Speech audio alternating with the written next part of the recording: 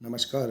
आइए आज हम इस वीडियो के माध्यम से एड ग्रेड अभ्यास पुस्तिका विषय हिंदी कक्षा 8। देखिए, इस प्रकार से हमें यह न्यू एड ग्रेड अभ्यास पुस्तिका कक्षा 8 विषय हिंदी की हमें प्रदान की गई है। आप देख सकते हैं इस प्रकार से यह न्यू एड ग्रेड अभ्यास पुस्तिका है। इसमें हम देखेंगे पाठ 22 गीता का मर्म। देखिए, इस पाठ के सभी प्रश्नों के आंसर हम इस वीडियो के माध्यम से आसानी से समझेंगे। देखिए, यदि आप इसी प्रकार से इसके आगे के अन्य सभी पाठों के संपूर्ण हल समझना चाहते हैं तो आप हमारे इस चैनल से जुड़े रहिए और इस चैनल को सब्सक्राइब अवश्य कर लें। साथ ही बेल आइकन को प्रेस जरूर कर लें ताकि आने वाले नए वीडियो सबसे पहले आप तक पहुँचते रहेंगे। तो आइए देखते हैं पाठ 22 गीता का मर्म। देखिए, यहाँ पर पाठ के पूर्व की तैयारी दी गई है, निर्देश दिए गए हैं, इन्हें आप पढ़ सकते हैं, इसका अध्ययन कर सकते हैं। अब आइए देखते हैं बहुविकल्पीय प्रश्न है, सही उत्तर छांटकर लिखिए। प्रश्न पहला है, आनंद पाल की क्या विशेषता थी? तो इसका राइट आंसर है बी नंबर का, वे विद्वानों का आदर करते थे। इसके बाद देखिए,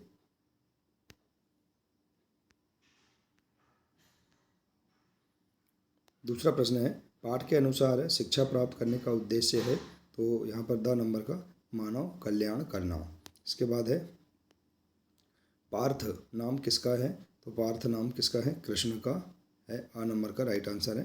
इसके बाद चौथा प्रश्न, आप व्यर्थ ही कष्ट कर रहे हैं, वाक्य में सर्वनाम है, तो यहाँ पर व्यर्थ सर्वनाम है, ब नंबर का राइट आंसर है। इसके बाद अति लघु उत्तरीय प्रश्न, प्रश्न 5, गीता का मर्म पाठ के अनुसार पंडित गोवर्ण ने राजपाट लेने से इनकार क्यों कर दिया? तो देखिए इसका आंसर, पंडित गोवर्ण गीता शास्त्र के महान ज्ञाता थे। जब गीता के ज्ञान से राजा आनंदपाल को वैराग्य हो गया तब उन्होंने अपना संपूर्ण राजपाट पंडित गोवर्ण को देना चाहा। पंडित गोवर्ण ने ये सोचा कि मैं तो पंडित हूँ, मुझे राजपाट से क्या लेना देना, इसमें मेरा आत्मकल्याण नहीं होगा। उन्हें भी वैराग्य हो गया, उन्होंने राजपाट लेने से इनकार कर दिया।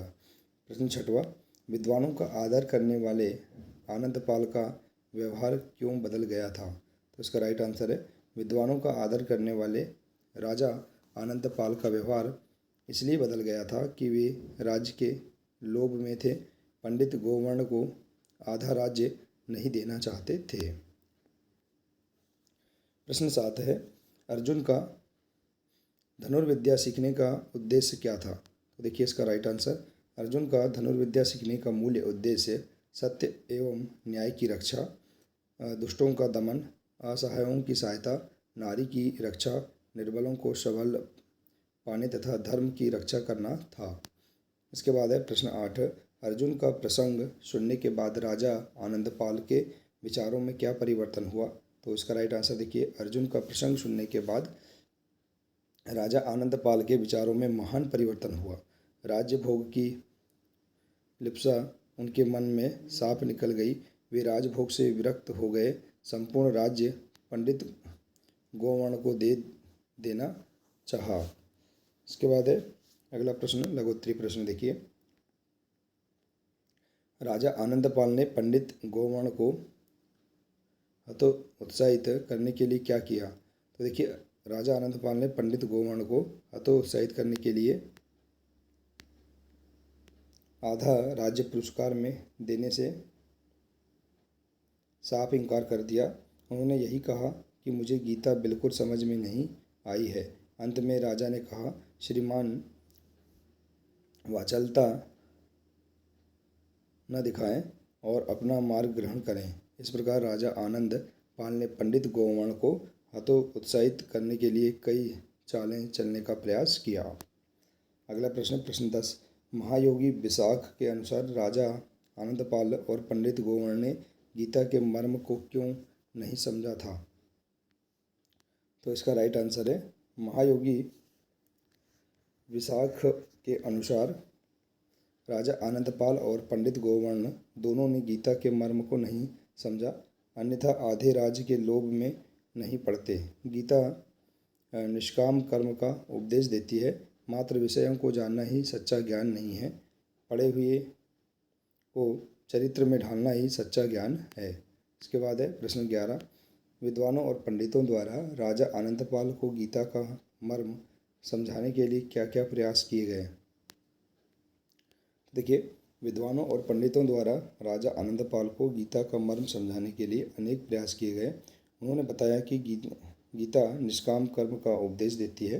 अंत में अर्जुन का दृष्टांत प्रस्तुत किया। अर्जुन ने इंद्र से कहा था, देव, विजय, यश और राज्य भोगने के लिए मैंने धनुर्विद्या प्राप्त नहीं की है। मैंने धनुर्विद्या सत्य व न्याय की रक्षा के लिए प्राप्त की है। इसके बाद है प्रश्न 12, गीता का मर्म पाठ के अनुसार विद्या प्राप्त करने का वास्तविक उद्देश्य क्या है।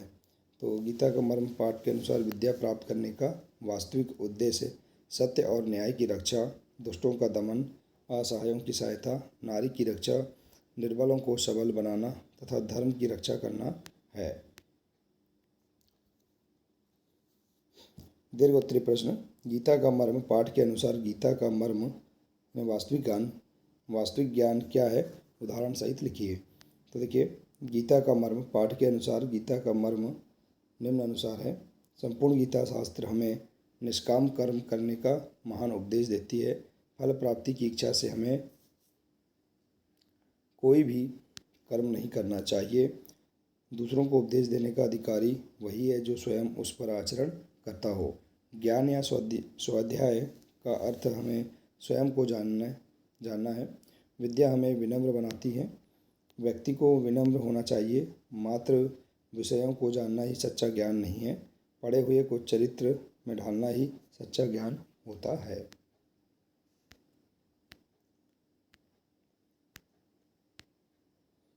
इसके बाद देखिए, अगला प्रश्न है, गीता का मर्म पाठ के आधार पर राजा आनंदपाल और पंडित गौवर्ण की मनोदशा का वर्णन अपने शब्दों में कीजिए। तो देखिए, गीता का मर्म पाठ के आधार पर राजा आनंदपाल और पंडित गौवर्ण की मनोदशा बिल्कुल परिवर्तित दिखाई देती है। राजा आनंदपाल को अनुभव में आया कि राजा के रूप में उनका कार्य जन कल्याण होना चाहिए। राजा भोग की लिप्सा नहीं, उनके मन में राजभोग से सदैव के लिए वैराग्य हो गया। उन्होंने संपूर्ण राजपाट पंडित गौवर्ण को देना चाहा। पंडित गौवर्ण भी मन में सोचने लगे कि मैं तो पंडित हूँ, राजभोग मेरे आत्मकल्याण के लिए उचित नहीं है। यह विचार कर वे स्वयं भी राजभोग से विरक्त हो गए, राजपाट के मोह से सर्वथा मुक्त हो गए, राज्य लेने से इनकार कर दिया। तो देखिए, इस प्रकार से इस अध्याय के सभी प्रश्नों के आंसर हम आसानी से इस प्रकार से हिंदी की पाठ्यपुस्तक से पूर्ण कर सकते हैं। आशा है कि आपको इस अध्याय के सभी प्रश्नों के आंसर समझ में आ गए होंगे। देखिए, यदि आप इसी प्रकार से इसके आगे के अन्य सभी पाठों के प्रश्नों के आंसर पूर्ण करना चाहते हैं तो आप हमारे इस चैनल से जुड़े रहिए और इस चैनल को सब्सक्राइब अवश्य कर लें। मिलते हैं इसी प्रकार से इसके आगे के अगले नए वीडियो के साथ। नमस्कार।